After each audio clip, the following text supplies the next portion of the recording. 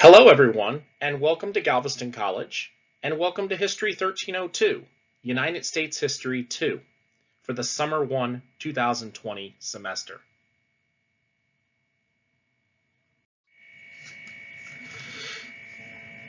My name is Scotty Edler, and I am the instructor for the course.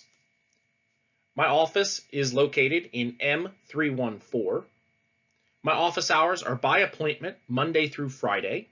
And if you'd like to make an appointment to speak with me, you can do so by either calling my office phone, which is 409-944-1327, or my cell phone, 940-642-5219, or you can email me at sedler@gc.edu. At the beginning of the semester, you're going to do a discussion introducing yourself to me, so it's only fair that I introduce myself to you. I was born in the state of Delaware. My hometown is Lewis, Delaware. You can see it here, the location of it on the map. It's right about where the Atlantic Ocean meets the Delaware Bay. Much different than, say, the size of Galveston. If you look at Sussex County width-wise, the width of Sussex County is about how long Galveston as an island is. It's about 30 miles. The town was founded in June of 1631. It was the first town in the first state, as the lighthouse, the decorative lighthouse says in the middle. Population is, I think, a little off now. I think it's closer to about 3,000 full-time residents in an area that's about 4.3 square miles. The lighthouse on the right, which is white and black, is a lighthouse in the middle of the Delaware Bay. It's called the National Harbor of Refuge. The one below, which looks very similar to the decorative one with the lettering, is the East End Breakwater Light. Both of these lighthouses protected ships during major storms in the 1800s. And the tower there on the bottom right is a World War II control tower that activated the minefield that had the Delaware Bay blocked off from the Germans. So my educational experience. After I graduated from high school, I went to Cape Henlopen High School in Lewis, Delaware. I went on to Delaware State University, where I graduated with a Bachelor of Arts in History in May of 2003. My faculty advisor is a guy by the name of Dr. William Henry Fleyhart III. He is a medieval and modern European scholar. My senior capstone I wrote over a group of medieval Holy Roman emperors or German emperors by the name of the Hohenstaufen dynasty. I won the George Washington Leadership Award in my senior year, which is given to history and political science majors who show some kind of leadership ability on campus. And from 2002 until 2003, I was the chapter president of the Phi Alpha Theta History Honor Society on campus at Delaware State University. After I graduated in May 2003, I then went on to get my Master's of Arts in History at Midwestern State University in Wichita Falls, Texas. I graduated from there in May of 2006. My thesis director was a gentleman by the name of Dr. Dirk Lindemann.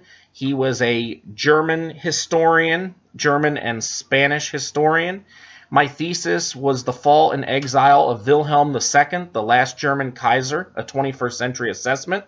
So my main area of expertise in history is Wilhelmine German from 1871 until 1945, so the period that encompasses World War I and World War II.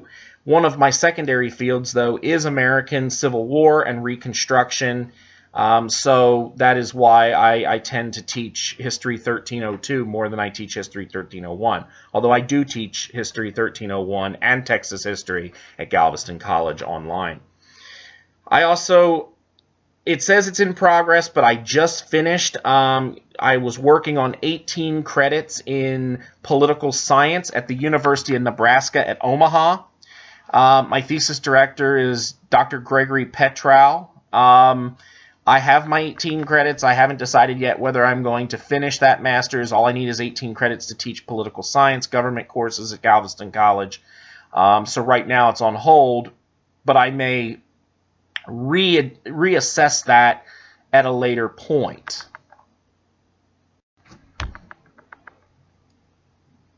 Now, my work experience. My newest job is Southern New Hampshire University. I'm an adjunct instructor there. I started there in April of 2016. I have been at Galveston College since June 2011. I used to live in Galveston. I taught on campus for years, and then my wife graduated from medical school at UTMB, and we were forced to move to Mobile, Alabama for her residency. She is an OBGYN, and so we were forced to leave. So I continue to work there as an adjunct instructor online. I also have been at Navarro College since 2007. I did take a year off when we moved to Galveston, and then they had me come back.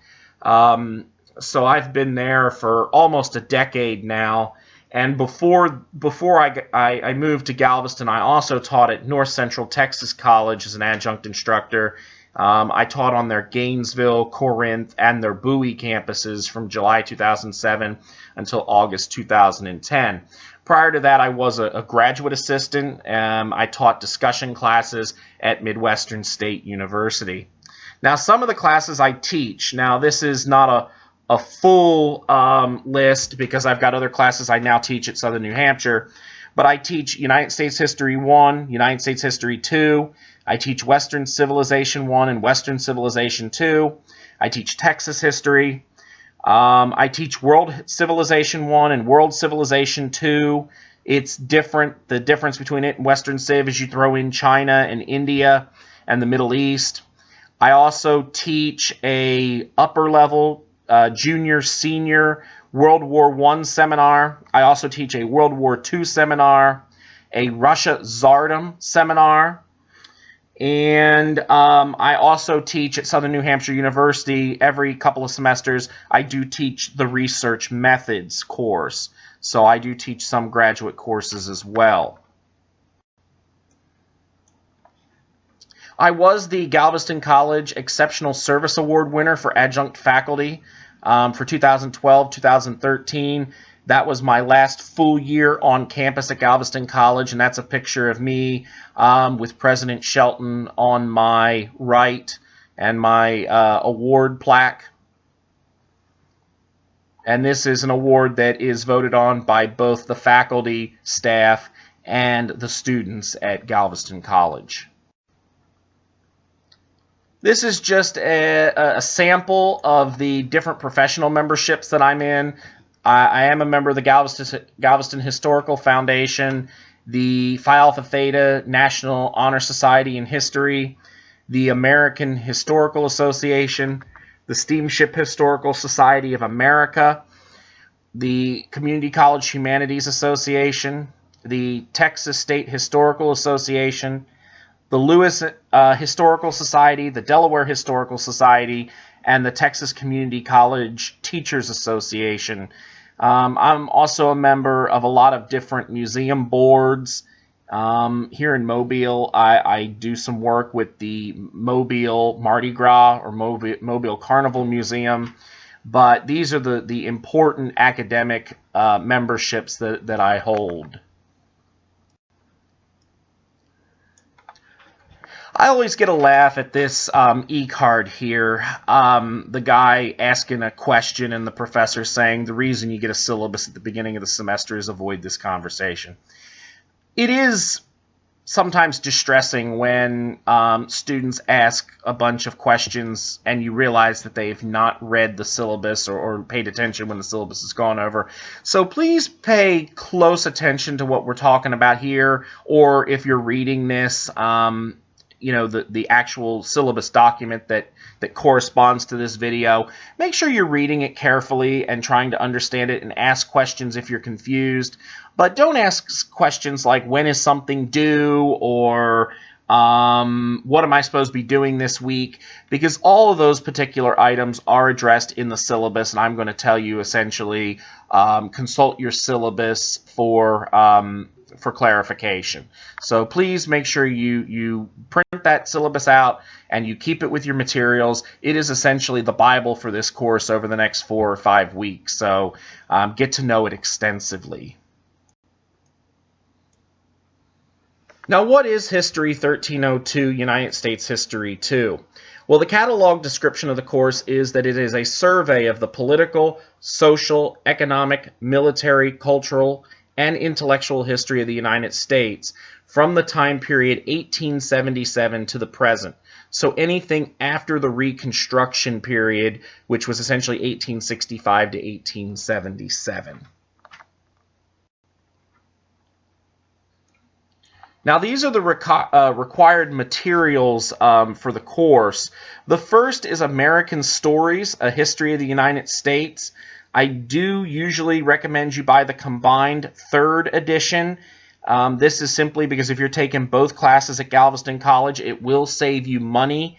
If you are not a Galveston College student and you're just taking History 1302 here, but not taking 1301, it's okay to go online and get the second half of the book. That's okay with me. You can also get it other places. Half Price Books usually has it. But the bookstore has a fine selection of copies of American Stories in the bookstore. There's also a copy or two in the library if you need them. The author is H.W. Brands. He's a professor out of the University of Texas there in Austin. I've actually been a proofreader for this textbook twice. I proofread the first edition when they were moving up to the second edition. And I proofread this current edition, which is the 3rd edition. They're getting ready to publish the 4th edition next spring. So that's a little heads up. If you have a copy of this, try to unload it as quickly as you can after the class so that you can get your money back, because after the 4th edition comes out, you may not be able to sell it back. This is a very good book. A lot of people say, well, is this a good book, or are you going to use it? This is designed to supplement the lecture. It's not designed to replace it. I do have PowerPoint slides, but there are some chapters that I will ask you to read instead of a PowerPoint slide because the chapters are very, very good. So you'll want to read carefully. The page numbers correspond. You should see them on the course outline. You will see page numbers. Make sure you're reading along with the PowerPoints. The second book you need is Prohibition, 13 Years That Changed America by Edward Bear.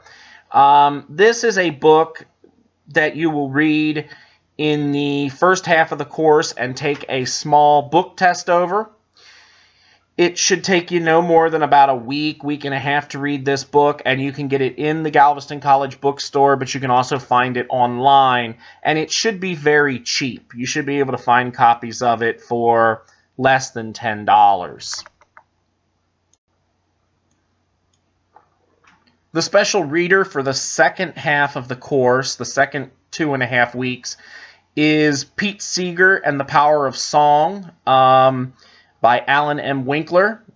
And again, you can get this at the Galveston College bookstore, Half Price Books, online, Amazon.com, and it should be less than $10. You can get yourself a copy of it. And it's a pretty interesting book. It's a different book for a history class. A lot of times they're books on war or books on an event, and this is more on a movement, especially during the Vietnam era.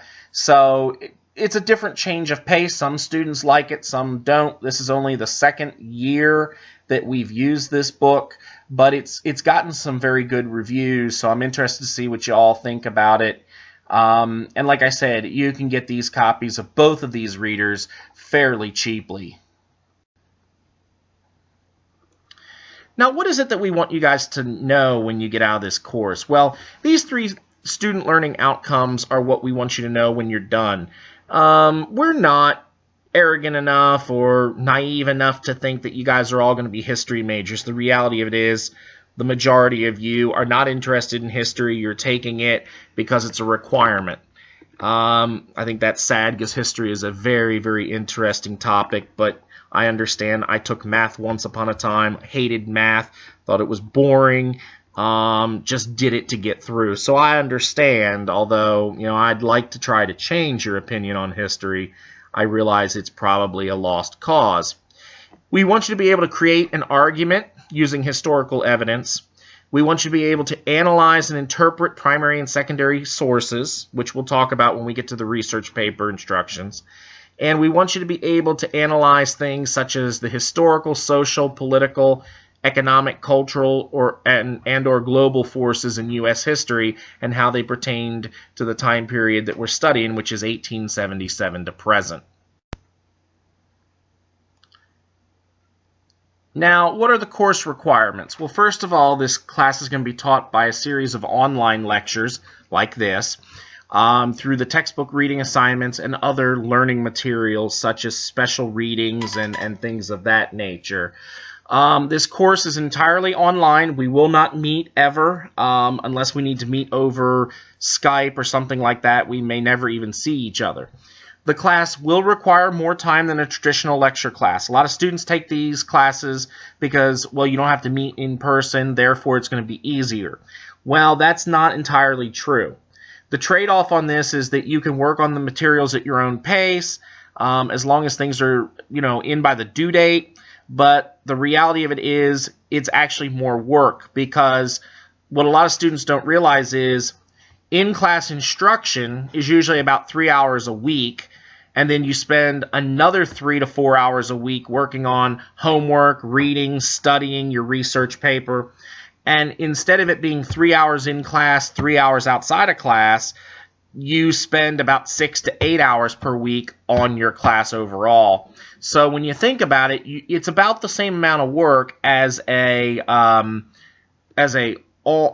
in-person class. It's just that instead of it being an in-person class, you're never there and you do it all at home. So keep that in mind for those people who think, well, I'm just going to do it an hour a week and get away with that. That's not going to work well for you. You're going to need to be putting in 4 to 6 hours a week minimum, 6 to 8 hours maximum. I'd say maximum. With the research paper, it may be more. Just keep an eye on that. Make sure you're spending the amount of time, because the biggest problem with students is that they don't give the course the respect that it deserves. They don't do the time, and then at the end of the course, when they aren't happy with their grade, a lot of times the reason is because they just didn't put enough of time and effort into it.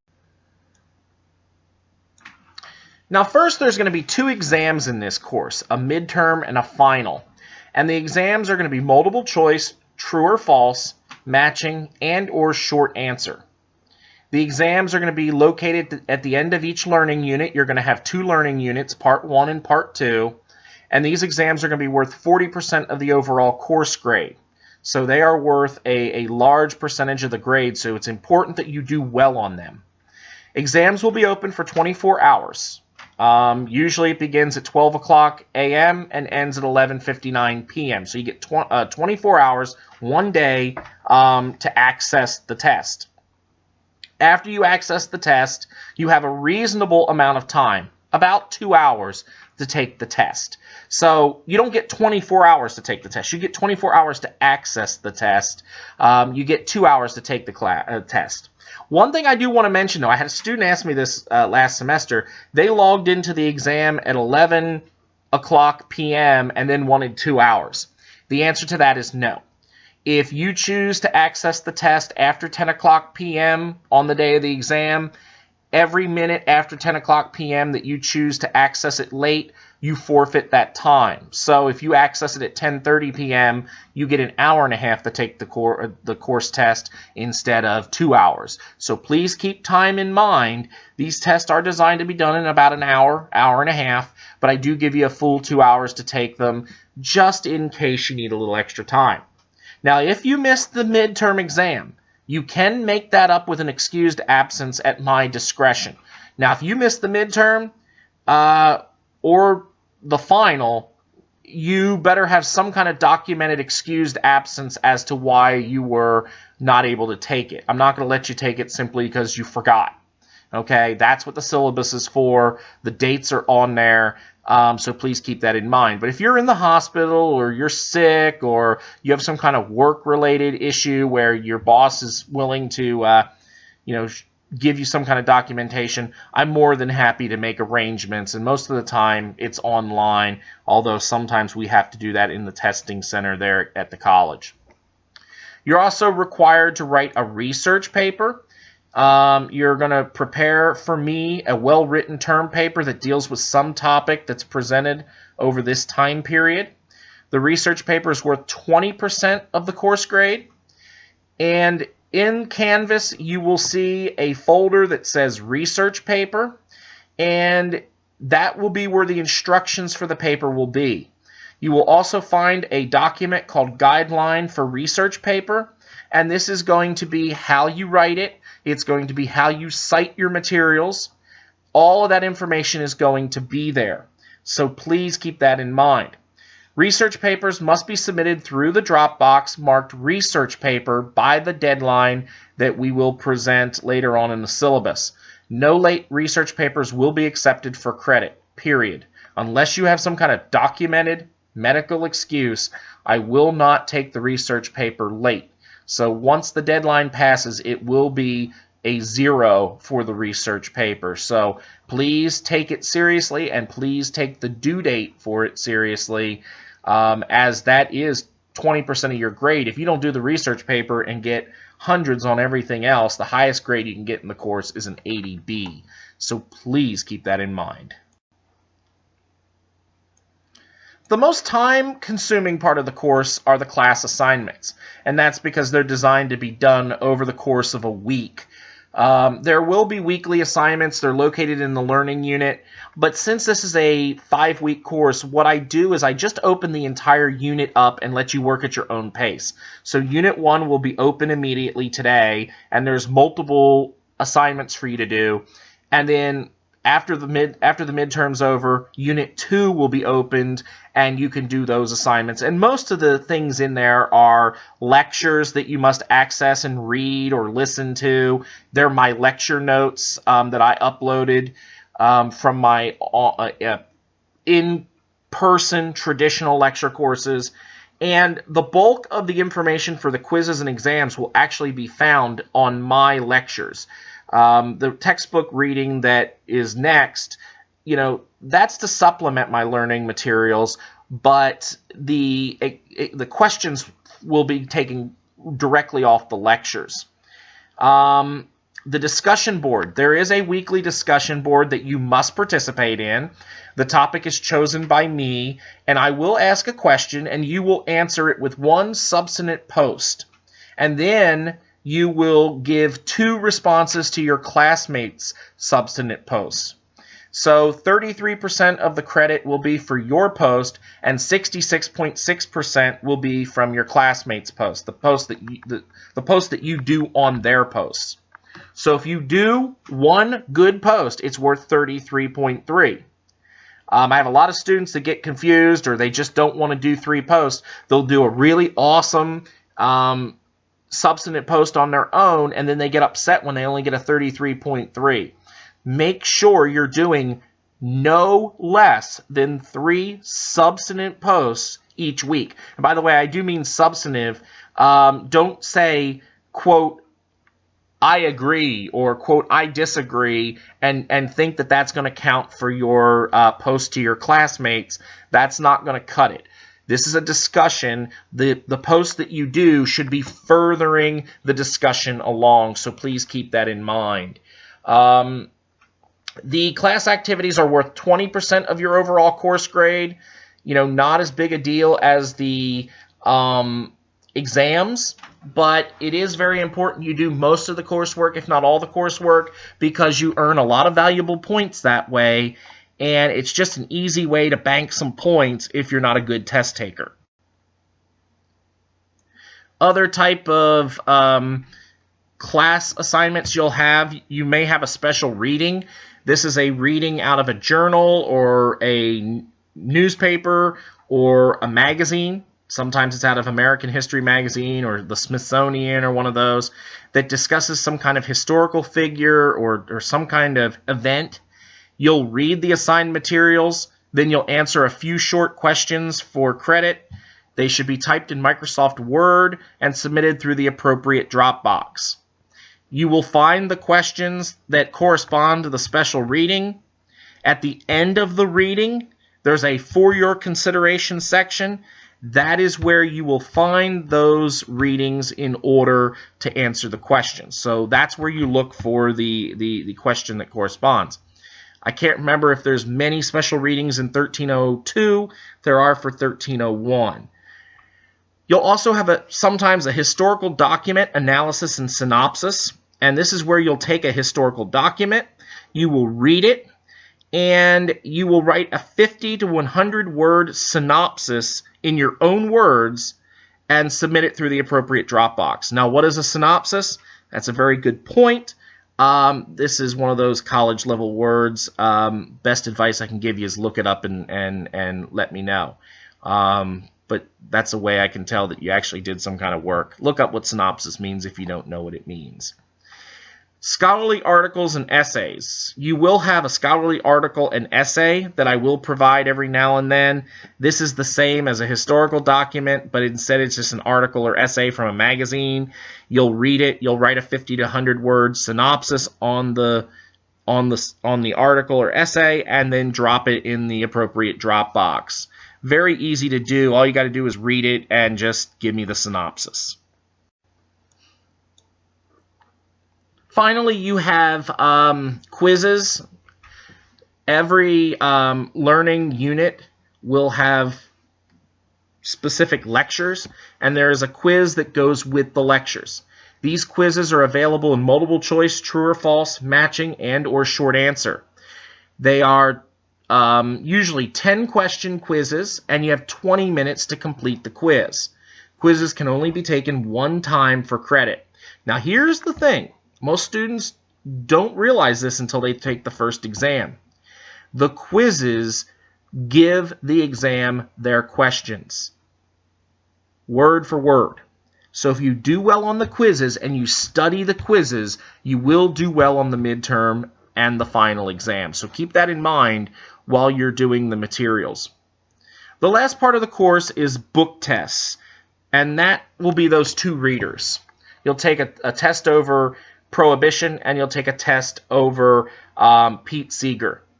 And I will put up a review sheet for you to look at. It will be posted in Canvas to help guide you through the reading. And book tests are a combined 20% of the overall course grade. Each book is 10% of your course grade.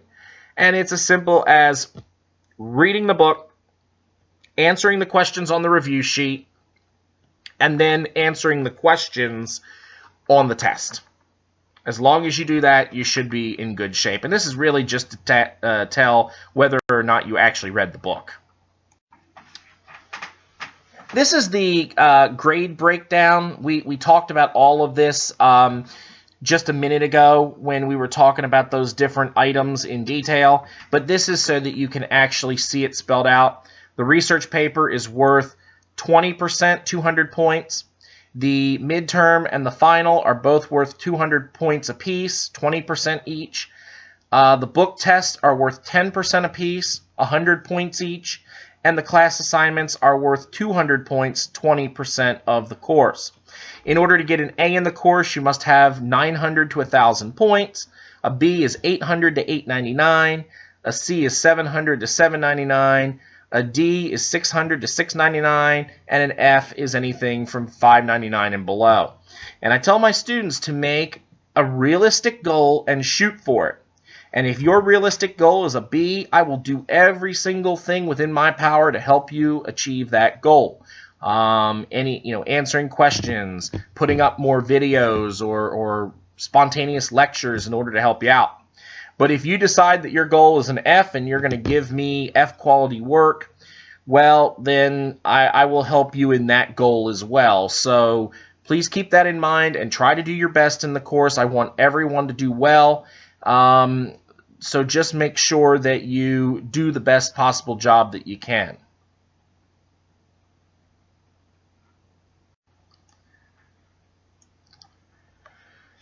One of the questions I hear all the time from students is whether or not I give extra credit. I don't tend to give a lot of extra credit, but when I do, you need to do it right away. Now, sometimes I'll say, okay, well, you have 72 hours to do this, and if you get it in, it'll be extra credit. It's very rare. I don't do it often. So that's why I want you to check in to the class. You don't have to do work every day, but I want you to check in at least every day and make sure that there's no extra credit assignments announced. And it's very rare. It's maybe 1 a semester or 2 a semester. So don't assume it's going to be every day or every couple of days. Now, do I curve grades? No. Overall course grades are not curved because success in this course is not measured by you against someone else. It's measured to you versus the material, okay? And that's what grade curves are. They measure your success versus someone else's success, and that's how you do on the test is no one else's business. It's just between you and the test. Now, that being said, if you end the course within a point or two of the next letter grade and you're eligible for the higher grade, meaning you have good attendance, you have good classroom participation, you behaved yourself, you've been respectful, you've put in the effort, I will bump you up to the next letter grade. So if you have an 88, I will, if you meet all those criteria, I will give you an A. But if you have an 88 and you barely check in, you barely do work, you're rude to classmates in discussion, you're rude to me, the curve of your overall course grade is not... It's not something that has to be done. It's not set in stone. There's nothing written that says I have to make an 88 or an 87 an A. An 88 or an 87 is legitimately a B, and it is well within my right to keep it a B. So that's another way of really encouraging you guys to get along with each other, get along with me in the discussions and other things, because I remember that at the end of the semester when it's time to give grade bumps. Now, if you have a grade dispute, if you think something's wrong, you think an exam is wrong, or an assignment was graded wrong, like the arithmetic isn't right, or there was an error in the answer key, that's fine. Let me know as soon as possible. If you believe that the assignment was miscalculated or something wrong, bring it to my attention within 7 days after I return it. I will then consider a grade change. If you do it after 7 days, the original grade stands, no exceptions. I can't have someone coming back to me 4 weeks, 6 weeks later and say, oh, by the way, I just noticed that this is wrong. I can't remember whether it was legitimately wrong on your part or not. It could have very easily been that you changed it or something. So that's why I ask that you do it right away. I'm always happy to go over your work and check it, but I just want to make sure that we're doing it in a reasonable amount of time. Special services. Now, if you're a student that falls under the Americans with Disabilities Act, the ADA, which is, of course, the federal anti-discrimination statute that prevents us from discriminating against the civil rights of people with disabilities, you can go to the Galveston College Counseling Center or call them at 409-944-1223. And if you have some kind of documented disability, they can get you reasonable accommodations for those disabilities. If you have an ADA form that is not on file with Galveston College, do not present it to me. Present it to the Galveston College Counseling Center, and they will decide what accommodations you need in consultation with you, and they will give it to me. Okay, please don't give it to me because I can only accept something from the Galveston College Counseling Center. Students, and by the way, you can't go back on that either. You can't take the first test and say, well, I'm just going to try to do it on my own, and then come back to me afterwards and say, oh, by the way, I failed the first test. Here's my ADA accommodation form. My response is, your accommodation form will start the moment I get it. So if you have an ADA accommodation form, get it to the college immediately, get them to send it to me immediately so that you can get your accommodations throughout the entire semester. And again, these are reasonable accommodations. You can't ask for me to take the test for you or things of that nature. So just keep that in mind, and if any of you fall under this, please see one of the counselors, Janie Withers, or one of the other counselors down in the Galveston College Counseling Center, and they will be happy to get you taken care of in a timely manner. Now for the course outline. This course is split into two sections, Unit 1 and Unit 2. When we begin the course on Monday, June 8th, you will be expected to complete the course orientation and information section of the course. At the end of this section, you will see a quiz covering the course syllabus and a discussion board which will be used to introduce yourself to me and your fellow students. These assignments are due on Friday, June 12th at 11:59 p.m. Unit 1, the coursework, will begin on the same day, Monday, June 8th. The way I have this set up is that for Unit 1, you will have from Monday, June 8th at 12 a.m. all the way through Tuesday, June 23rd at 11:59 p.m. This includes all the materials on the Gilded Age, Western expansion, the rise of big business and the rise of labor, the progressive and populist eras, and American expansion and World War I. During this time, you will also have your first book test over Prohibition, 13 Years That Changed America. That will be due on Sunday, June 21st. At the end of Unit 1, on June 23rd, you will complete your midterm exam. The midterm exam will open on Monday, June 22nd at 12 o'clock p.m., but you are only required to take it on Tuesday, June 23rd. I'm only opening it 12 hours early just in case someone has to get a jump start on the midterm exam. At the end of the day on Tuesday, June 23rd at 11:59 p.m., Unit 1 will conclude. The next day, Wednesday, June 24th at 12 o'clock a.m., we begin Unit 2, and Unit 2 will be done the same way. Unit 2 is entitled America from 1920 to Present, and it will include the following topics: the 1920s and the Great Depression, the New Deal, World War II, post-war America, and modern America, and all the assignments that go along with these. Just as Unit 1, there is no specific due date for, say, a quiz in the 1920s or a quiz over World War II. You must have all these items done by the end of Unit 2, which is the last day of the course, which is Thursday, July 9th at 11:59. On Sunday, July 5th, your research paper will be due. On Monday, July 6th, the book test to Everything There Is a Season, Pete Seeger and the Power of Song will be due. The book test will open, I believe I have it set for Sunday, July 5th. It should be set for about 12 o'clock p.m. to give you 12 extra hours if you need to do it. But you only have to complete the assignment on Monday, July 6th, and it must be done by the end of the day, 11:59 p.m. Finally, you will have at the very end of Unit 2, on Thursday, July 9th, the final exam.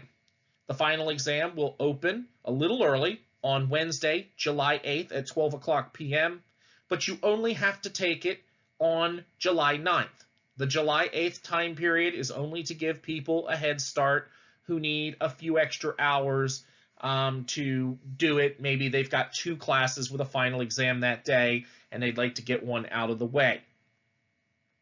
At the end of the final exam period on Thursday, July 9th, the class concludes.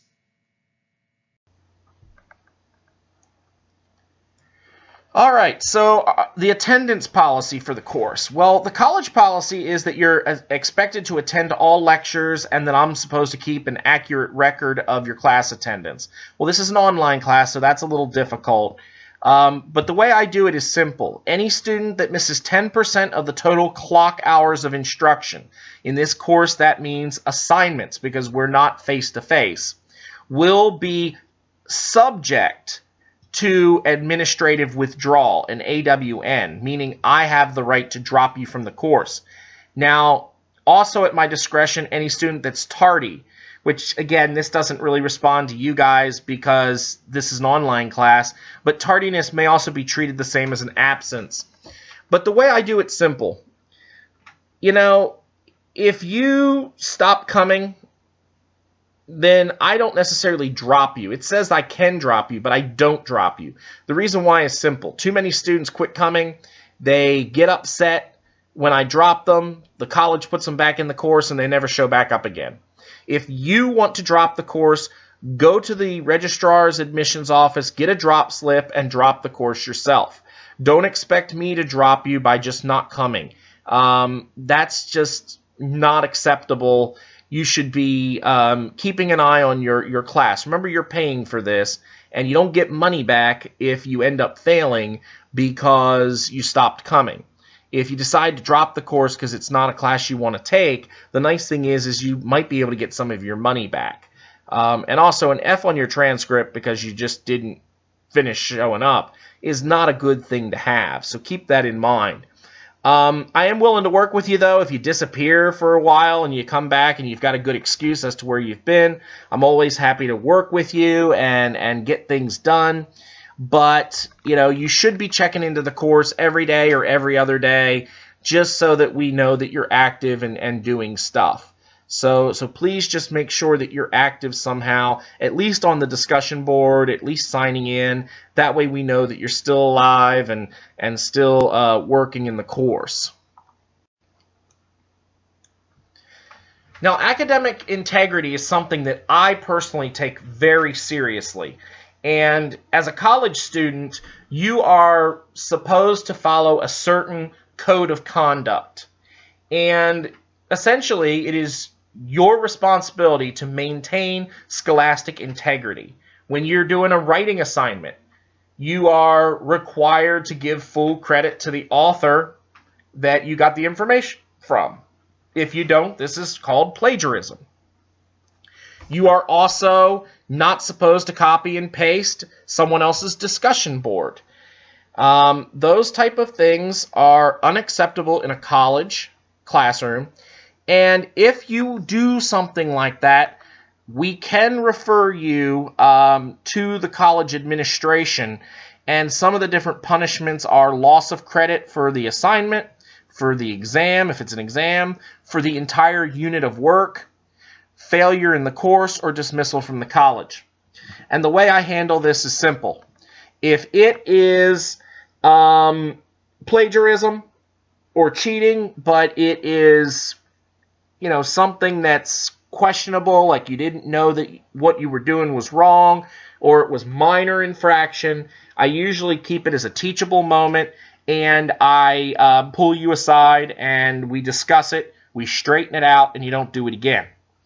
If it's something blatant, like you buy a paper online or you copy and paste your term paper from Wikipedia, don't laugh, it's happened more times than I really want to admit. I will give you an F on the assignment, and if it's really blatant, I'll give you an F in the entire course. So please keep that in mind. Please keep to the student code of conduct, which is in the Galveston College handbook. And let's just say this is important. Students don't realize this, that you can actually get dismissed from the college. Any of my Aggies out there who are taking this course at Galveston College, but you do most of your coursework at Texas A&M University or Texas A&M University Galveston, my question is, how does Texas A&M handle cheating on their campus? Much stricter than pulling you aside the first time and having a heart-to-heart. it's a very serious offense in most colleges and universities, so please take it seriously. If you have a question about what you're writing in your research paper, if you think you're not quoting enough or citing enough, get a hold of me and we can look at it together and we can try to work it where you're not in danger of plagiarizing. And sometimes it's as simple as that. Sometimes you don't know how much to cite or how little to cite. We can work on that together. So don't be afraid to contact me about that in person if you need to. Now, this is one of those slides that I normally use in my traditional in-person or in-class class. But since this is an online class, there's no real provision against cell phone use. I mean, look, let's be honest. I've got my cell phone sitting here right next to me while I'm recording these lectures for you tonight. Or I guess it's 1:30 in the morning, so it's this morning, Monday, July 11th. Here's the deal, though. The only cell phone, smartphone rule that I have is that you must use a desktop or a laptop computer for the course. There are many functions and features within Canvas that do not work on cell phones and tablets. Never, ever, ever try and take a quiz or exam with a cell phone or a tablet. You must always use your desktop or your laptop. If you don't have a desktop, you don't have a laptop, or you don't have access to a desktop or a laptop, then you either shouldn't be in an online course or you should be going to the computer lab every day at Galveston College during their normal business hours and using their computer. Part of taking an online course is it's assumed that you have access to a computer. Make sure you do so, okay? Because that's the only way you can do well in this course is having some kind of access. And you don't have to own the computer. That's not what I'm saying. You can access it through the library, Galveston College library, the library in Galveston, okay, the Rosenberg Library, or wherever you're located. Maybe you're not in Galveston like me. There are plenty of ways to get access to a computer, but please do not try to take a quiz or exam with a cell phone or tablet. It won't let you submit most of the time, and many of the text boxes will be missing. And if you hit submit afterwards, the grade will stand. You can't come back to me later on and say, well, I tried to take the quiz or exam with my cell phone, and it wouldn't work, and so I shut it down to restart it, and now it won't let me in. I'm going to tell you I'm sorry, but I've warned you before not to do that. The grade will stand. So please make sure you're using a regular computer for your coursework.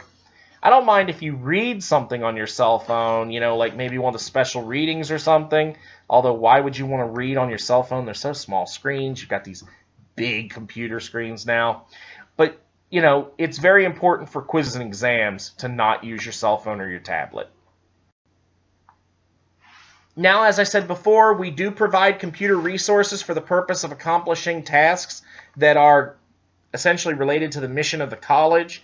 So you are allowed to use our computer resources for school-related things, such as checking email, doing assignments, things like that.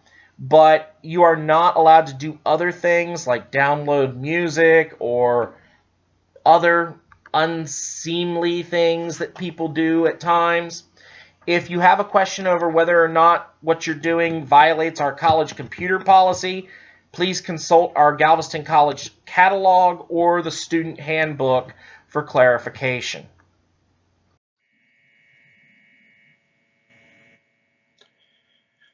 The course syllabus, this video, and all of the course calendar and course orientation information is in the process of being revised until Monday, June 8th, 2020.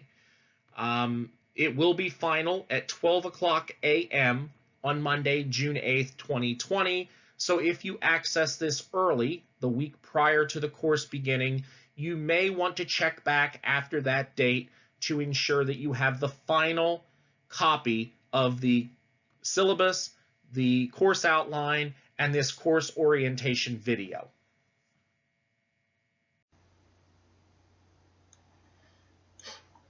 Now, late work. What are you allowed to do? What are you allowed to hand in late or have a chance to do after the deadline? Well, first, the midterm exam and the book test. Well, if you miss the midterm or the book test, you must request a makeup exam within 2 days. Days are defined as calendar days, not school days. If you miss the midterm exam or the book test, you will receive an email in Canvas from me specifying the deadline for the makeup request. They can be in any format that I want. They will be longer than the original exam. And most of the time they're administered in the Galveston College Testing Center. I'm not going to give you the same test that you didn't take online, because the chance someone may have told you what's on the exam, and that's not fair. That someone would give you an advantage that other people did not have. So you will have a different version of the exam. Also, it's to give you some incentive to take the exam or the book test on the date scheduled, knowing that the exam may be much larger and maybe harder. Maybe it's going to be all essay. Will keep you from taking the easy way out and saying, I didn't study for it. I'll just go ahead and take it in 2 or 3 days down in the testing center. No, it will be different, and it will be possibly a little bit lengthier. It's not going to be harder. It'll be the same material. It just may be, instead of it multiple choice true or false, it may be an essay test. Students who miss the deadline for the makeup will earn a 0 unless you notify me earlier of some kind of extenuating circumstance or you have some kind of medical excuse. Now, there is no final exam makeup because the final exam is given on the final day. If you miss the final exam, you get a grade of 0 for the exam unless you obtain permission from me earlier than the exam and you take a grade of an I, an incomplete. Now, this is something that has to be a legitimate reason for taking a incomplete. You can't just take it because you forgot. Okay, it has to be something serious, like a major car accident, or your wife went into labor, or if you're a woman, you went into labor or something. And it must be documented so that we have it on file. And this is a very hard thing to get done, by the way, too. Not only do I have to grant you the incomplete, then I have to pass it by my boss, Dr. Blumstead, the department chair for history and government. He has to sign off on it. Then I have to get the division director, Professor Waddell, the director of the Division of Arts, to sign off on it. And then we have to get Dr. Matthews, who's the Vice President of Academic Affairs, to sign off on it. So this is a very difficult process, and we use it very sparingly. Class assignments. There are no makeups on class assignments. If you miss the deadline, it's a 0. Research papers, same thing. No late papers will be accepted for credit. Galveston College takes student success very seriously, and for that purpose, Galveston College does provide tutoring for our students free of charge at the Student Success Center. If you are interested in this service, please visit the Student Success Center, or you can go to the website provided below on this slide, and we are happy to get you the help that you need. Also, let me know if they don't have any tutors for History 1301 or History 1302, and I may be able to give them names of people who can come and help out. But please use the resource. If you think you need tutoring, please use the resource. It's there for you, and it is free.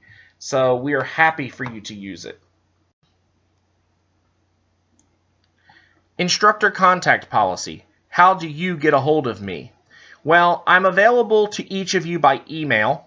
Okay. Email is sedler@gc.edu. It's at the front of this and also on the course syllabus. I'm also available to you in the course questions and help discussion board. If you have a question that maybe the entire class might have, you can post it there and I'll answer. You can get a hold of me by telephone and also by other forms of electronic communication.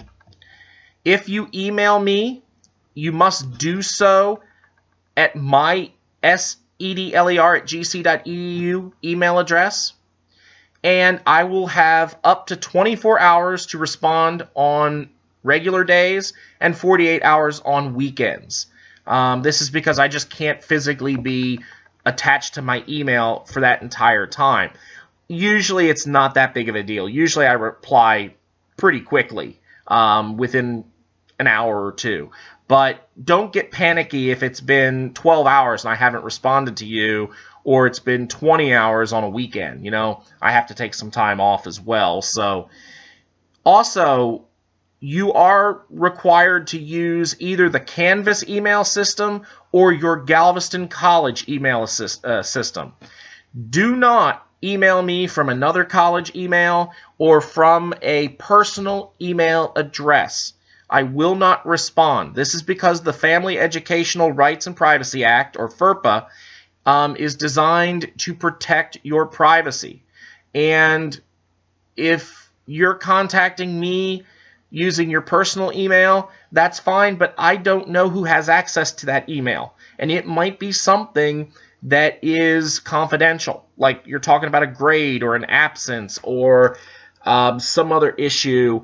And what if you share an email address with your husband or your boyfriend or whatever? That person could have access to your email address and be able to read your emails. Your emails are between you and me. Nobody else. Not your parents, not your spouse, not your cat, not your dog. They're between you and me. If you choose to share them, that's fine, but it has to be through the Galveston College or the Canvas email system so that I know that it's safe and secure. And also, let's be honest, you know, how many people have strange email addresses out there and your name is John Smith, but your email address is hottie420@aol.com. Well, I don't know who that is. I know who John Smith is. He's on my roster, but you know, whoever this guy is, you know, the email address, I don't know who it is. So it's very important you use your Galveston College or your Canvas email so that I know who I'm sending the emails to. And by the way, when I send you emails, the only emails I will send you are to those email addresses. So if I do a class announcement and copy it as an email to every student, it'll go there. It's not going to necessarily go to your personal account. Telephone calls are always welcome between the hours of 8 a.m. and 8 p.m. I said even 10 p.m. if you need to. But a couple of things. First of all, don't call me in the middle of the night. Don't call me super early in the morning, like 6 a.m. My wife is a doctor. She works strange shift work, and sometimes she's working night shift, and she comes home at 7 o'clock, and she's got to have an hour to unwind before she can get into bed. Once she's asleep, it's no big deal. And also, the fact of the matter is, I don't like to get up early, and I don't like to stay up too late. I'm usually up about 1, 2 o'clock. But if she's home and on a day shift, I don't want a bunch of people calling and waking her up when it's quiet time, 10, 11 o'clock at night. If you call me and I'm not available, please leave a message, either on my home or cellular voicemail, and I will return your call as quickly as possible. Now, please remember that I do not return hang-up calls, especially for those people who have cell phone numbers that may come up unlisted. So if it's important enough for you to call me, it's important enough for you to leave me a message. I promise you right now, I will not return a call that does not have some kind of voice message. It could be a telemarketer calling me. It could be just someone I don't want to talk to. I need to know who I'm calling. And also, it's just great for me to be able to know who I'm calling so that, A, I'm not having to ask for, hey, who are you? Why'd you call me? And B, that way I can have all your information in front of me so that we're not wasting time. I can get right down to business for you. If you want to meet face-to-face with me, I'm perfectly happy to do that. We can contact each other digitally through Skype by appointment. I do this a lot with students who want to see me and talk to me. We also can do Google. We can do a group through Google Connect where I can even set up a whiteboard and we can talk and you guys can take notes and ask questions. So that's also available for you if you want to use it. So I'm pretty open, pretty reasonable with getting a hold of people. Pretty quick to get back to them. So if you need something, please don't hesitate to contact me. I'm here. I want to help you. So just get a hold of me and we can get things straightened out. If you email or if you email or call the secretary, I can't guarantee the 24 to 48 hour turnaround, because I can't guarantee that she's going to give me the message quickly. So that's why I would prefer, instead of you calling the office and leaving a message with Joanne, I'd rather you just call me directly. Finally, a note on correspondence and writing assignments. All writing assignments and correspondence email with me should be written in legitimate English. You guys are all in college, so it's assumed that you're going to be college-educated people. You are expected to be able to write with correct English, and I do impose this requirement as a way for you to practice your skills. Also, when you write me an email, make sure you put the course ID number and the section number in the subject heading so that I know what class you're in. I teach multiple classes at multiple times at multiple schools, and it's great to know which folder to open up on my computer to look up your information, look up your grades. And so for this course, in the subject heading, you would put somewhere in there History 1302-3115. So make sure that's in there anywhere you put it. Symbols and letter combinations such as UR for your, B/C for because, W/ for with, or W/O for without. Look, they're fine for sending text messages. I'll be honest with you. B/C and W/ are two of my favorites when I'm writing a text message. But for assignments and correspondence in a college class, they're unacceptable. Okay? Really, the only acceptable abbreviations in this class are ones like the US for United States or UK for United Kingdom. Okay? And a lot of students, by the way, send me text messages. I do not like text messages. Please do not send me a text message. No offense. I consider text messages to be a form of communication between you and your friends, or me and my friends. I am your course instructor. I'm not your friend. I'd like to be your friend, maybe, but after the course is over. Seriously, though, I just don't like them because I have fat fingers and I don't like to type, to be honest with you. And also, it's just really not appropriate. I'd rather have an email so that I have some documentation, and that way we can go back and forth in a reasonable way. And it's very hard to write, especially if I have something that's really got to be written long. It's hard to do that in a text message conversation. So please, you don't have to send me a text message. If you do use text message spelling or inappropriate abbreviations in a class assignment, I do take off 2 points each time you do it. So be careful, okay? Don't use text message spelling, okay? Well, that's it. I look forward to getting to know each of you over the next 5 weeks. I look forward to seeing what you guys have to say in the discussions and things like that. If you have any questions, any concerns, please get a hold of me at sedler@gc.edu or give me a quick call. I've already heard from some of you, it was a requirement to contact me before the semester began, and I probably have heard from about half of you. So make sure you check in by email and say hello and let me know what's going on. Make sure that you've got your books and everything. And if you have any questions for me, please feel free to get a hold of me. Start going through the material right away, and that's about it. Okay, well, it's pretty late. It's almost 2 a.m. here in Mobile, Alabama, so I think I'm going to hit the bed. But if you need anything, please get a hold of me, and I'll be happy to get back with you tomorrow morning.